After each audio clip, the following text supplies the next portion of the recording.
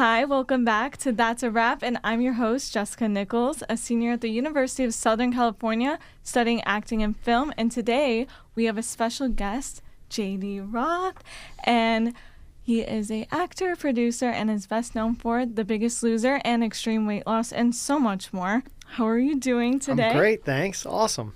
What did you get for lunch? Because you just had lunch, right? Yeah, I did. I just went and got a pizza, so I'm like in full food coma. Oh. You know what I mean? But I'm going to bring it for you. Don't worry. Awesome. What kind of pizza did you get?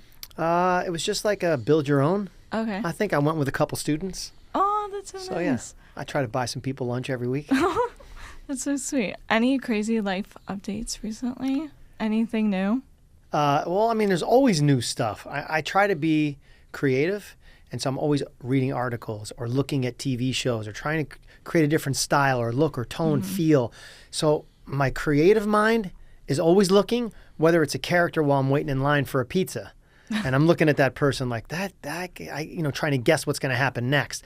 All of those little moments, I can usually try and build something off of. I mean, if you look at The Biggest Loser, it was, I come from, my whole family was overweight. And so I could see the struggle, and I could see that it wasn't a fair fight. Your cookie is designed to have the perfect amount of sugar and salt to literally click some dopamine hit in your brain. It's not a fair fight. You could never have one cookie. Thin person, overweight, fat, obese, it's not designed for you to be able to resist the next cookie, right? So I try to get behind the science of all that and see how it affects people's lives, and then I try to build a TV show around that. I love that. It's discipline. I really appreciate how professional you make it, and it's really cool because you were saying with the whiteboard and how you do it in the real world, you bring it to our class, and how we all have to be really hardworking to make a show and put that time outside of class as well to produce something. So if you really want to be in show business, there's only one way, which is all the way. So it's an on and an off switch. And to make it, you got to be in the on switch 24/7. There's a lot of people talk about, oh, I just don't want to burn out. And I really want, a work-life balance. And all of that is earned. That doesn't come with a job. It's earned over many, many years. Not only years of work, but years of successful work. So if you choose something in your life you're passionate about, it won't feel like as much like work. So you'll earn that balance. So picking something you love creates a balance. Because if you're doing something you love, then your social structure is tied into your work structure. And it all blends and becomes one. And that's kind of what I did. I surrounded myself with other like-minded creative people who wanted to leave people better off than how we found them. And then I structured my entire business around that concept. obviously we email back and forth, and I realized at the end of your emails it says you can't teach passion. That's right. And I love that. I wanted to ask you, so when did your passion start in your career? I think as far as my family tells the story, I came out, I said mom, dad, and TV. According to them, it's all I ever wanted to do. I would, there's a TV guide when we were kids, and it was in paper magazine, and I would roll it up and I would interview the mailman when he came to the door. I love that. I'd interview the guy delivering the package. Mm-hmm. And my mom was like, will you stop with the fake microphone? To stop interviewing people. I didn't know what I was doing. I didn't know that was part of my repetitions or getting the reps in to become a good host one day. I had no idea. Instinctively, something just took over and happened. It's much like when a kid just walks up to a piano and starts touching the keys of the piano. And then they lean into a little more. They want to play a little more. And next thing you know, they're a virtuoso. They're just doing something they love. I'm pretty sure Bill Gates would still be in his garage messing around with computers, regardless of whether it earned him a dime. Mm-hmm. It was a passion. Right. And he wanted to do that. And you could find that in every category of success. Those people typically would have done it anyway. If I wasn't here and you weren't making any money and you needed to pick a career, what would you actually do? Right. Because if you can find what that is, you can build off that. That's what I mean is you can't teach passion. You either wake up every day wanting to take over the world and with what your passion is, which mine was storytelling, but whatever yours is, you either wake up with that need to do it, not, I kind of want to do that. Yeah. I needed to do it. And so if you need to do it, then you'll always be successful. And that's my point is I don't think you can teach that. It's why 99% of the world works for someone else. Yep. right? Because they feed off that one person's passion, can feed thousands and get them excited. You look at how do you convince someone to go off into war, right? And believe in what they're fighting for. Right. That takes passion and a cause, Mm-hmm. And I think that word, passion, is a great word, but the real 4-letter word is hope. Mm-hmm. Like hope leads people into battle. Hey, if you follow me into this battle, your life will be better after it's over. Mm-hmm. Like, oh, how will it be better? Well, you'll make more money. You'll own your own property. You'll be in, like, whatever they tell you, right? Okay. Yeah. Hope elects presidents. Obama it was hope for change. Mm-hmm. You know what I mean? So when you really boil it all down, hope is kind of where it begins. Do you believe that passion is more important than like skills, or can it be developed over time? Or I would go one step further and say passion is more important than talent. Mm-hmm. Because some of the most I remember talented... you were saying like in class that like, oh, I kind of like go off of like you wouldn't look at you would obviously look at a resume, but like... No, I wouldn't. No? I can feel a person. Mm-hmm. And so if you got to my desk, chances are 3, 4, maybe even 5 people have already looked at your resume. There's no one is going to bring someone to me who's unqualified. Exactly. So I don't need to know what they did. I want to know if they have brothers and sisters. I want to know if they're still in touch with their mom. Yeah. I want to know if they're married. I want to know like what their interests and hobbies are. I want to know the person, because ultimately work is work, but you get the best work out of someone when you are involved in the social fabric of their life. Of course, yeah. So like if you're a partier and a drinker, we're not going to get along. Mm-hmm. I just don't do that. I don't go to bars. I don't watch football. You know what I mean? I like people's stories. I like breaking bread with someone. I like having a meal. And so I need to understand what your priorities are so that I know that I can not only work with you, but I can get the best out of you. Yeah. I want to know that I can speak your language. Mm-hmm. And that's more important to me than what's on your resume. Right. It's more genuine and down to earth. Certain people in this business operate out of fear. They love fear-based motivation. Mm-hmm. I'm the opposite. I love inspiration-based motivation. So I need to know if you're in that fear category, that's fine. It's a different way to do it. But I don't want to be around that. Yeah. I don't operate well out of that. And I don't think most people operate well. In my opinion, there's only 2 emotions on planet Earth. Mm-hmm. And it's fear and love. That's it. And so you operate things out of fear. Well, what happens? You're scared. Right. So when you're scared, you act out. Yeah. Right? If you come from everything from love, hey, how can I help you? How can I be supportive? Mm-hmm. What do you need to be better? When you lead with love, what do you think comes back? Love. Right. So you get what you give in life. Mm-hmm. And if you give fear, you're going to receive it. For sure. And that only elevates your problem, But if you lead with love, I'm pretty sure love's coming back. Exactly. How important is it for you personally to collaborate with the directors, writers, and other crew members? So collaboration for me is the reason I do it. Mm-hmm. If I wasn't into collaboration, I'd just work at a bank or something. You know what I mean? Yeah. Like the idea of putting an idea and then someone putting something on top of that. And then you build something else. Oh, what about this? Yeah. And before you know, you've got a castle. And you're like, wow. And I love the fact that it came from ideas from everybody. Right. And so does there need to be one captain of the ship? Sure. But that captain can also lead with fear or love. Mm-hmm. And when you lead with love as a captain and make everyone feel included and part of the process, I believe you get everybody's best. Yeah. And I want everyone's best. It's like if you're in the NBA, if you win the championship, do you want to play the worst team?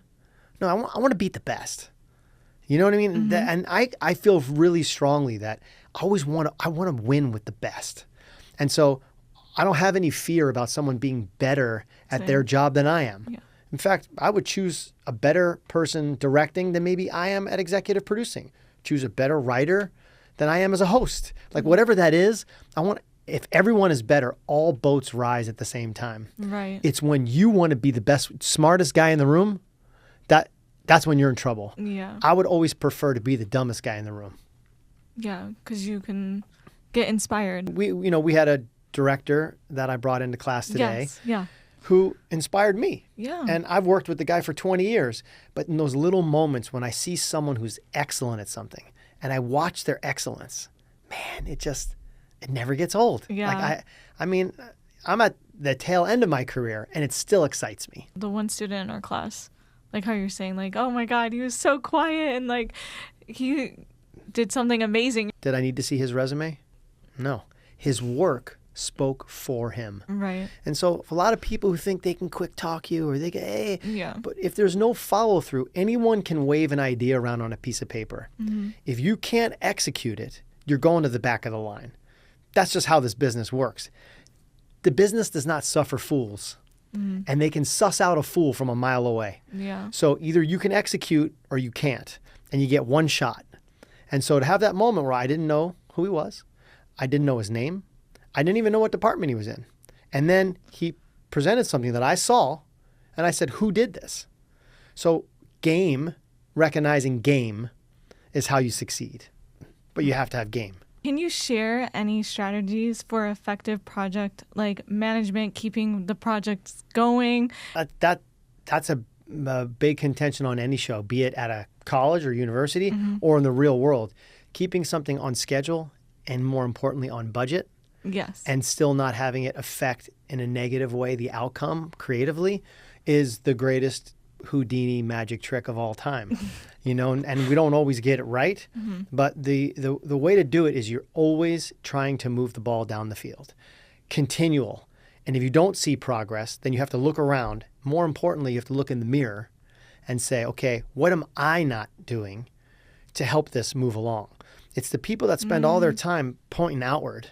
Yeah. You need to work harder. Instead, if you lead by example and you look in the mirror and you say, okay, how can I be additive to this process? And how can people watch me do my job so they can be inspired by my passion or by my interest or by my creativity? Instead of saying, why aren't you doing your job? I'm like, what about this idea? What if we did this? And then they're like, oh, they're inspired. When they get inspired, that's when I slowly back out of the room and I let them do what they need to do. So if I see the pace of something slowing down, I'll enter, do my magic, do the thing I do, and then I'll slowly walk away. Yeah, and watch it happen. I try not to get in the way. Yeah. I try, like, when you're making soup, you taste it and you're like, what's it missing? That's being an executive producer is a lot of that. It's like, okay, you know what? It needs a little more salt. So you walk in, you say, I think it needs a little more salt. And then you step out of the room, they add the salt, let it, and then I go in, I taste it again. I'm like, something's not right. Like, it needs a nut, and you go back in. It's not walking in and saying, back up, I know how to make the soup.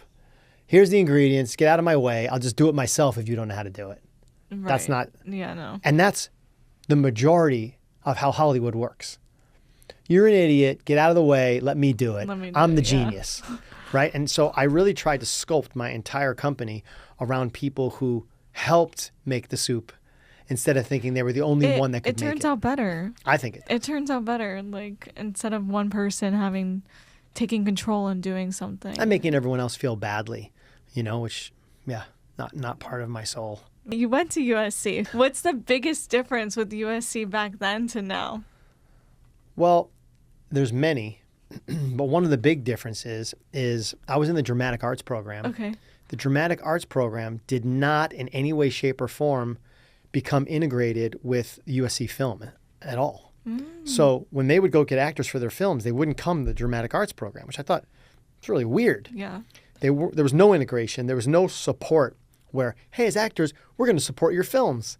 And as filmmakers, we're going to support the dramatic arts program. There's none of that.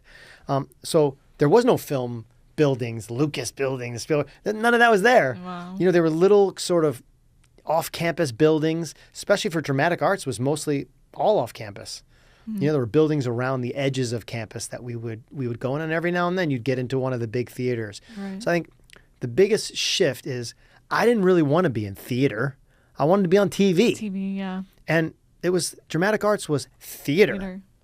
And so I think there's a much better integration into helping those people that don't want to do Shakespeare. They want to be on films and they want to do narrative stuff that's current. I think there's a much better approach at that.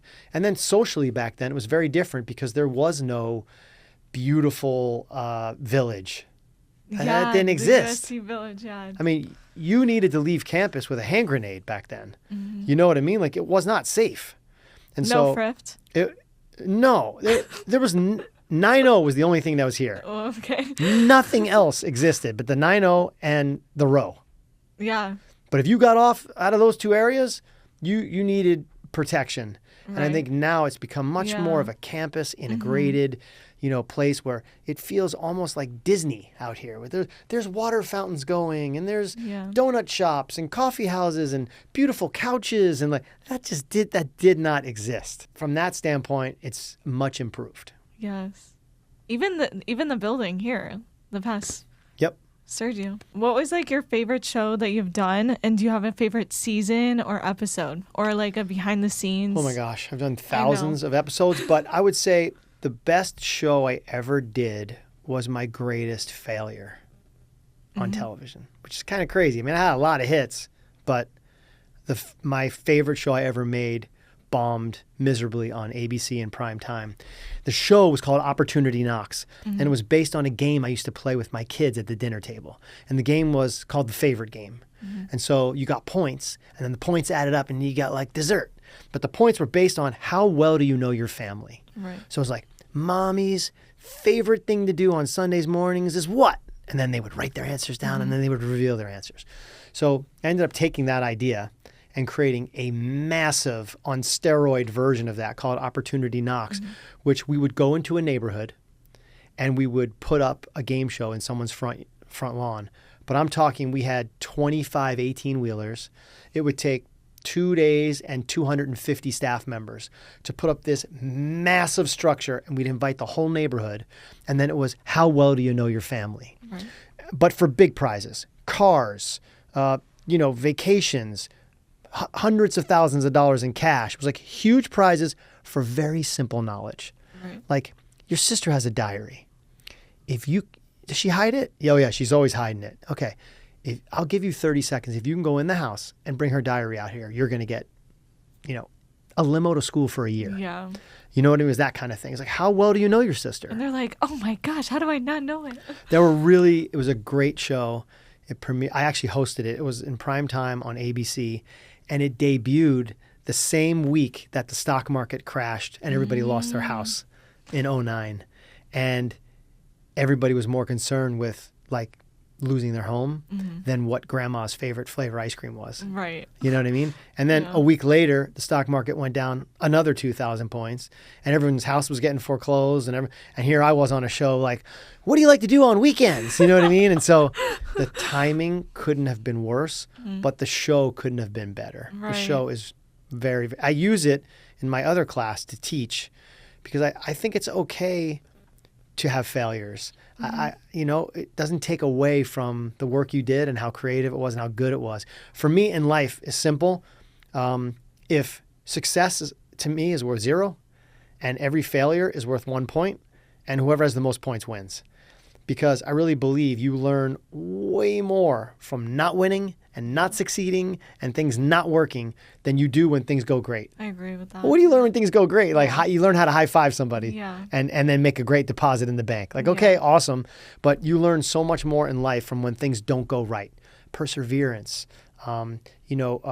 strategy, how I can do it differently. Yeah. Takeaway, and that takes reps. Like growth from it. Yes. Yeah. So all those failures to me are so valuable. It's really winning and learning. It's not winning and losing, in my opinion. And it's what your takeaway is, that voice of shame, that voice I'm not good at transitions, like whatever it is, right? That voice I'm not good at this. Everybody has the same voice in their head. Yeah. And the difference between the people that succeed and the people that maybe don't are the people that don't listen to it. I don't listen to any negative stuff in my head. I don't hear it. I've trained my brain to ignore it. And I try to reframe everything I see. And maybe this isn't always the best, but I try to reframe everything I see to something positive. Like you get into a car accident, you're like, oh, well, at least nobody was hurt. Yeah. Right? And you can do that on a creative basis too. Reframing things to a positive keeps people on that track to continue to try to get to the end, to finish the show, the film, the TV show, whatever it is. The power of positive thinking and the power of positivity can never, ever be denied. Because look at negative thinking as weight. And the more weight you put on your shoulders, the harder it is to go for a walk. Right. And you can look at the power of positivity as getting rid of gravity. And so every time you have this positive experience or you put something positive on it, you can kind of float higher and higher and higher. And that, whether it's religious or not religious or spiritual or whatever it is, that spiritual quality of being able to add positivity to something, I don't think can ever go wrong. But adding negativity to something always has the power of like really messing things up. Positivity is a muscle. And if you don't flex it, and you don't get repetitions in of flexing that muscle, because you can just, then it's harder to find. It's like, oh, I'm only going to be positive when I need to. It's like, no, you can't do that.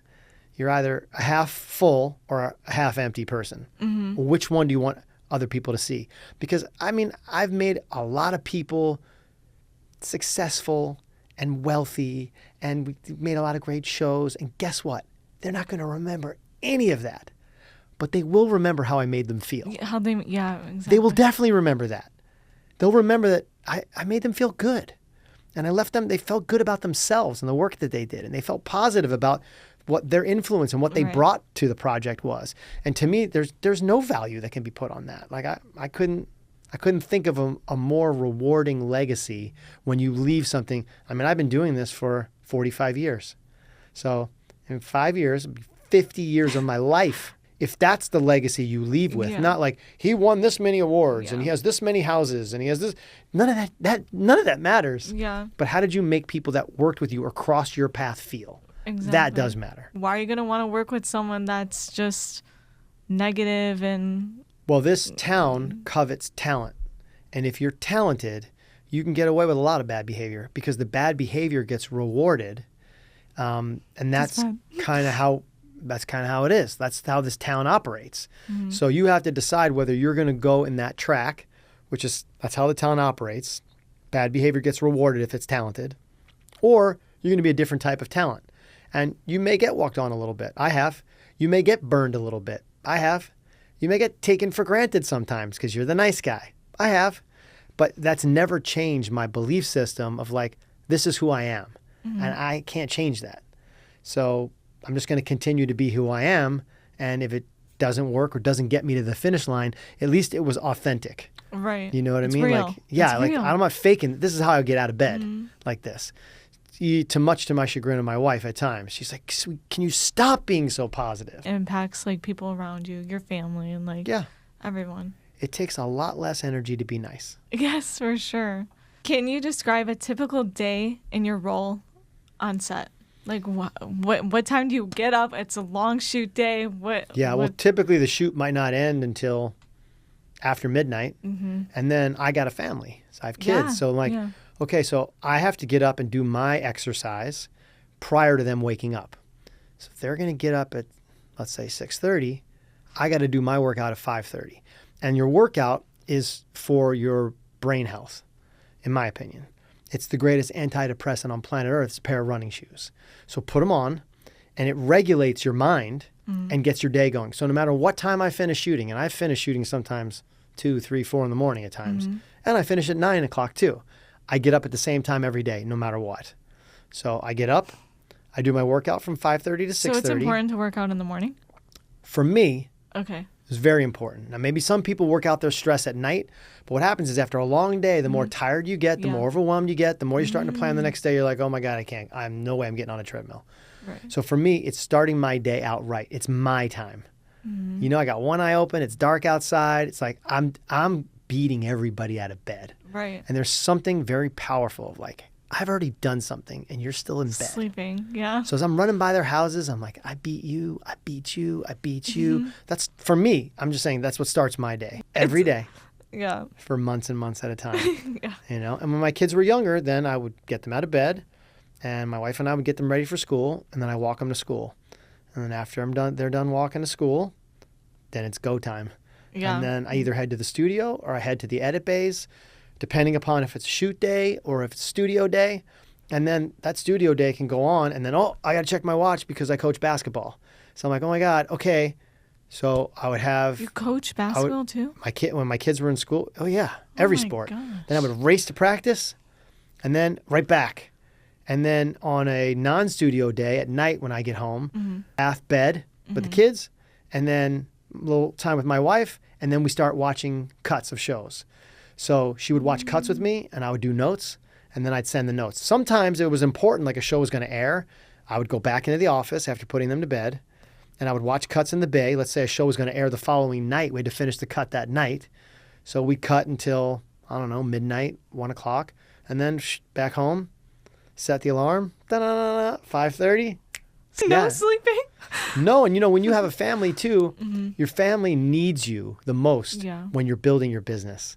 The best part would be you're with your family when they're young, and you're nurturing, and you're loving, you take care of every minute. And then as soon as they're old enough to go off on their own at college or whatever, that's when you build your business, because then you got all the time in the world. Right. But it's inverted.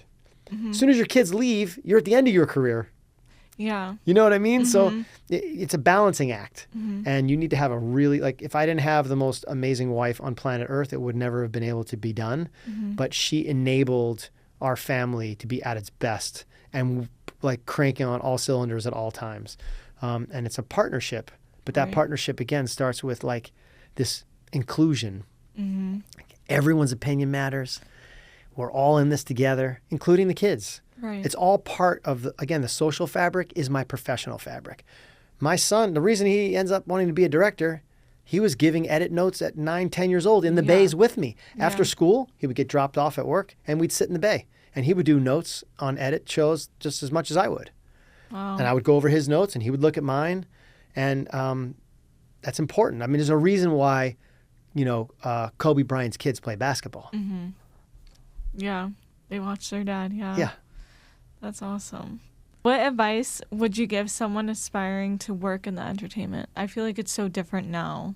The business is very different, but I don't think if you're a storyteller, you never have to worry about the business changing because they're always going to need stories. Right. So the storytelling might not change.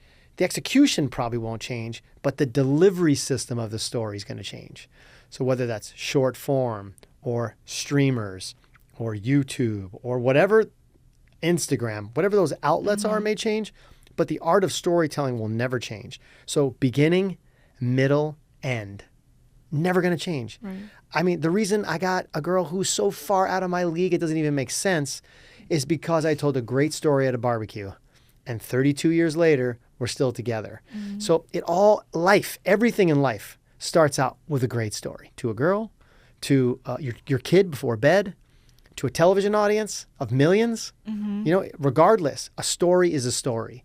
And so the art of learning how to tell your own personal story, who you are, what you stand for, what you're about, is as important as the narrative story you're going to tell, because the best narrative stories come from something authentically real from the person telling the story. You look at every show I ever made, they're all tied to something about me, inside me, that comes from me. Yeah. Or you wouldn't watch it. Right. You feel the authenticity of my shows when you watch it. You don't know why. You just know you feel it. And so it's my job to deliver that. So I try to stay in that lane of delivering things that are only authentic to me. I feel like it's relatable, and that's what makes people watch it. How important is networking in the entertainment industry?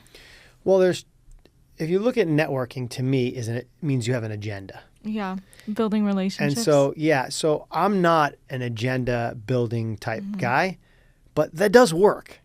It's just not my approach. Like, I don't know how to do that. I would much rather hang out with somebody and get to know them and then not have an agenda for like what I need from them or what I want, like an objective. But most of this town operates off of networking. And so I would say if you really want to break in the business in that way and you're like, I got to know people, I don't know people. The people who are going to run Hollywood tomorrow are the assistants of today. Right. So the best way to get an agent is to get to know the agent assistant, because nobody values their opinion and nobody values what they're bringing to the table. So by showing that you care and you think they have value, and then only being friends with people that you actually have chemistry with. Yeah. If you don't force chemistry. If you're feeling it with someone and you got a vibe, then great, become friends. Right. The benefit of that friendship comes naturally and it comes later.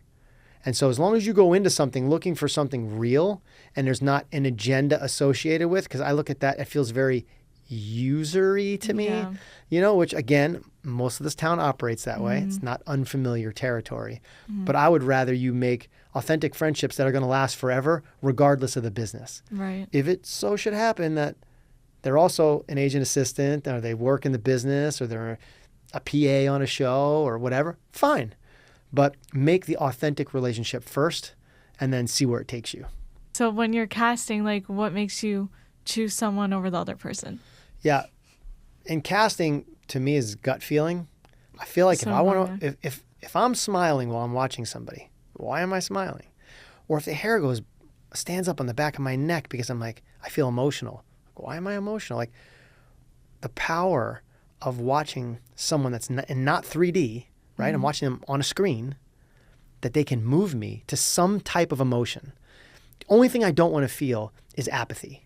If I'm like, then I don't want them on the show.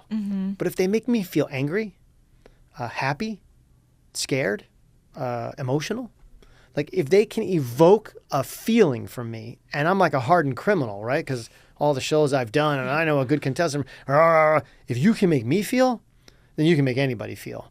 And so I'm always looking, even when I listen to music for a show, or I'm always looking to marry people that make me feel with music that makes me feel. And by feel, it could just be happy. Right. It doesn't always have to be emotional.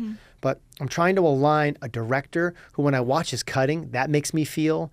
And when you align all those things and it's all emotionally driven, the combination of that is what I refer to as show chemistry. And show chemistry starts with contestants. You can have a beautiful set and amazing lenses and incredible director and ready action, and then the worst contestant ever, and your show will suck and no one will watch it. Or you could have the best contestant you've ever seen and a horrible set and a horrible director and terrible lighting, and millions will watch. Right. So when you remember, like, all the accoutrements of all this, none of it matters. It only matters you have somebody that people want to watch, and then build off of that, not the other way around. First job in LA. Twilight Zone. I was an actor on Twilight Zone. Oh, okay. Favorite film of all time? Princess Bride. Best piece of advice you've received in your career? You get what you give. Most challenging project you've worked on? The next one. Any favorite on-screen moment during filming? My favorite on-screen moment during filming, I was filming a TV show. I was the host. It was outside on top of a mountain, and a 30-foot jib arm came swooping in, and I had to say, right now, 15 contestants are down. And as I was doing that, my 7-year-old son was on set that day, and he had a big belt with a walkie-talkie and a headset on, and he walked in right in the middle of the shot, and he said, "Hey, Dad, you want an ice pop?" And I thought, you know what? That is exactly what life is. Like, in that big moment where you think something special and amazing, look, and the camera swoops in, he's like, you know what? It really is all about, do you want an ice pop? And so that's my favorite moment. I love that. Thank you so much for being here and joining us today. And that's a wrap.